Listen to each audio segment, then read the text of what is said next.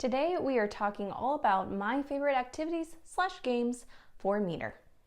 Hey everyone, welcome back to the channel. My name is Jessie if you are new around here. And here on this channel, I love to share modern lesson ideas, planning and organization, and also ukulele. So the first activity I have for you is meter tag. And this is a great game to do after your introductory lesson about what meter is, especially talking about strong and weak beats. This is a really kinesthetic way for students to start feeling that. And so essentially it is a game of tag, but it has a little twist to it. So the very first thing that I do is I pull up my favorite online metronome, which is 8notes.com/metronome. I'll link it down below for you guys. And I first of all just show them all the features because they're kind of interested in like what is a metronome. Some of them have never seen it before. It has different grooves. You can do it where you set it to have an accent beat on one and then the weak beats are a different beat, and so that really are a different sound, so that really helps the students feel and hear, oh, that's the accented beat, that's the strong beat. So once we go through that, I always crank up the metronome as fast as possible because I always want to hear how fast it'll go, and also how slow it can go. And then after that, I say, okay, so for meter tag, this is going to be a tag game with a twist, but we need to take step by step, to get to that game. So here's the first thing I want you to practice. Everyone, you are going to take a step on the strong beat. Once I press play on this metronome, we're going to play in 4/4. We're going to play 4 beats per measure, and you can only take a step. You can only move on the strong beat.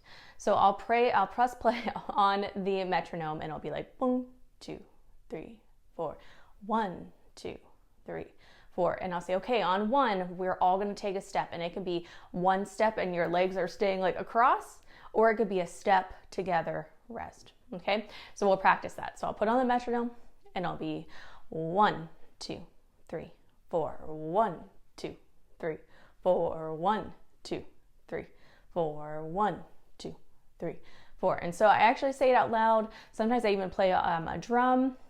And I help them feel when they can move, when they can take a step.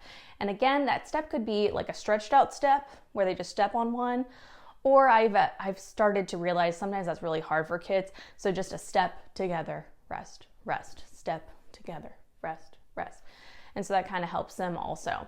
Okay, so after we practice that, I feel like they have a good grasp on it. I say, okay, well, let's play a practice round. I am going to be it. So I am going to be the tagger, and we're going to go throughout playing tag just like normal. If I tag you, you are out and you sit down exactly where you're at. We'll play like a 2-minute round and we start. And so I am tagging students first. Then after that, I will pick 2 taggers. So 2 taggers, they'll start on the opposite sides of the room. The other students will start in a scattered formation. And I always press the metronome. We always count 2 measures before we start. We go 1, 2, 3, 4. 1, 2, ready, go. Step, 2, 3, 4. So that helps them really feel it before they, start going. And then it's always fun. They're tagging each other. And then kids are sitting down. But this is a game where the introductory game, like you're not going to get down to just one person at the end. So I usually play 2 to 3 minute rounds. Once the round is over, whoever is still in, great, you won, and then we move on. Now, some things that I talk about is at first, I'm going to be really nice about it, but making sure that you are stepping on the correct beat. So I am watching feet, and if we're stepping on the wrong beat, then I will have them be automatically out and sit down. But I usually wait until we get a few games under our belts before I start calling that out. Then you can have different levels. From there you can do totally different extensions.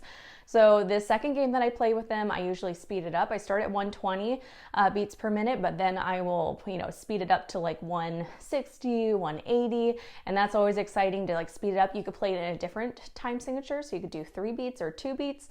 I always start with 4 because it's the easiest, but 3 definitely is a challenge because they have to feel a different way. And then 2 is a really fast game because you are just going 1, 2, 1, 2, 1, 2.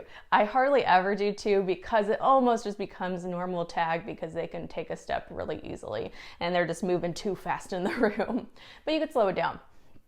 Then another way that you can make it more interesting is everyone is it. This is usually my 3rd level. So we've played the 2 taggers, we played a faster tempo and in different time signatures. And then I have, okay, now today everyone is it. Everyone is for themselves. So as soon as we start the game, you can start tagging people. And this is where you do get down to usually one person, and it's hilarious watching the last two people try and tag each other. We also talk about that, a lot of times people are going to tag each other at the exact same time. So just a rock, paper, scissors figures that out and who sits down, and it's really fun. This one is a little more chaotic, so it's definitely a game that you want to build up to, and so the students have a really good baseline of how the game works before you just have everyone be it. The second activity is not a game, it's actually an activity, but I do it in the second lesson. So the second lesson, we start to really get into groups of 2, groups of 3, groups of 4, and feeling that strong beat. And so we felt it then, and then we're going to add one step further and do the tennis ball activity.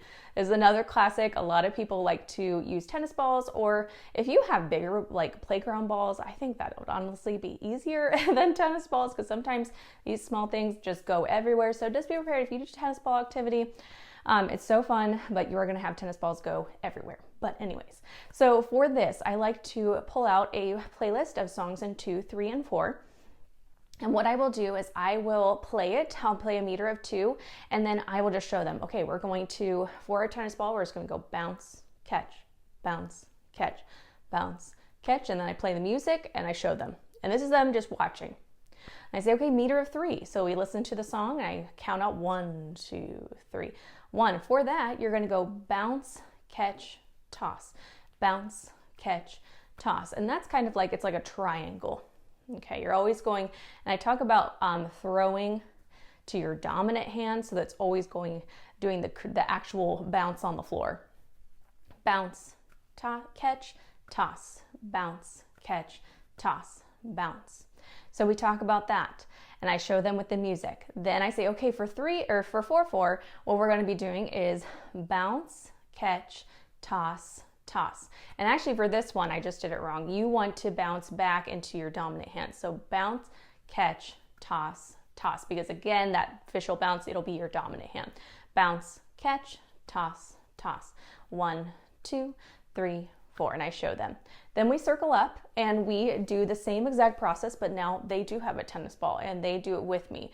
And then finally at the end, what I will do is I will just play a few different songs and I'll see if they can figure it out. I say, okay, well, now it is your turn to try and figure out what the meter is. I'm not going to tell you. So you need to kind of go through our different patterns and see what feels right. What is lining up with the music, and it's always fun for them to try and guess what meter it is.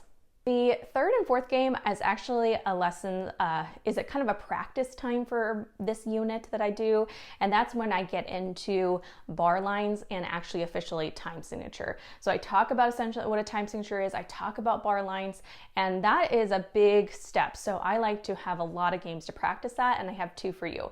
So human bar lines is the first one. So you're going to get 8 stands and you're going to place them, no, actually 9 stands. 9 stands, you're going to place them across your room in a line. Then you're going to have the first stand be the time signature. So 2, 4, 3, 4, 4, 4. Or if you're fancy, your other time signatures.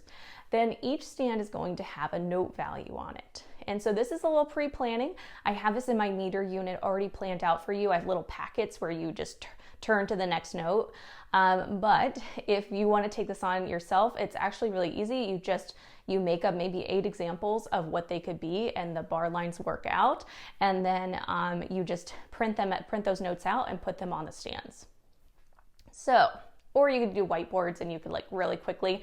The big thing with this human bar lines game is you got to keep it moving, and the stands, having them all pre-planned what notes are going to be on each stand and just flipping to the next one really helps a lot with the downtime in between rounds.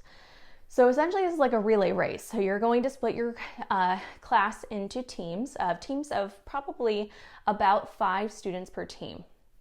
So you're going to have them kind of line up relay style. So across will be the team. And I'll say, okay, so I have and I actually put all the stands towards the wall so they can't see it. And I will have one group always start off helping. I'll say, okay, so you guys are going to be in charge of 2 stands each or 3 stands each, and you're going to flip them around. So it's like a big surprise of what it is. They can't figure it out while we're still setting up because they don't even see the notes. So you have your note values across and your time signature. You have that group turn it around, And then what happens is the team that's going first, they can talk to each other. They're going to try and figure out, they're going to become the bar line. So they're going to stand between the two stands that need a bar line, and they are the bar line. And so essentially they need to figure out where do they put themselves. And I found that it was super incredibly easy. If you have the same time signature, or you tell them how many bar lines they need, they figure it out, and it's just too easy. So having teams of 5, sometimes they will need 3 people. Sometimes they will need 5 people. It really depends, and so they have to work together and talk to each other to figure out maybe they don't need it. And what I did is I actually put out 2 seats, so if they didn't need somebody, that person needed to sit there to like signify that they're not part of the bar lines. So what they'll do is they'll count beats and or note values, and then they will stand behind or stand in between the 2 stands where it needs a bar line. You also could do it where at the end they do need to have a double bar line, or it could just be a single bar line. It's really up to you and how you want to teach that. So they have that time, they ring the bell when they think they've got it, you check it with the class, you clap and say the rhythm across them as the bar lines, and then they become the new helpers, and the helpers that group there goes to the end of the rotation. And so he just keeps on going. So this is a really fun game. I even had it where it was like a time challenge, so each team got like 2 or 3 turns, and then I like timed them every time they got it. If they got it wrong automatically, then I just like said 15 seconds, like that was that. So whoever had the lowest time at the end of the game was the winner. But you don't really totally need to do that. I think this is a really good way of just like introducing bar lines, because they can really talk through it and physically see it. Okay, and finally, the last game is called Bar Lines Battle. And so this one is going to be one where it's going to be groups of 4, so it's a small group game, and you're going to have 2 against 2.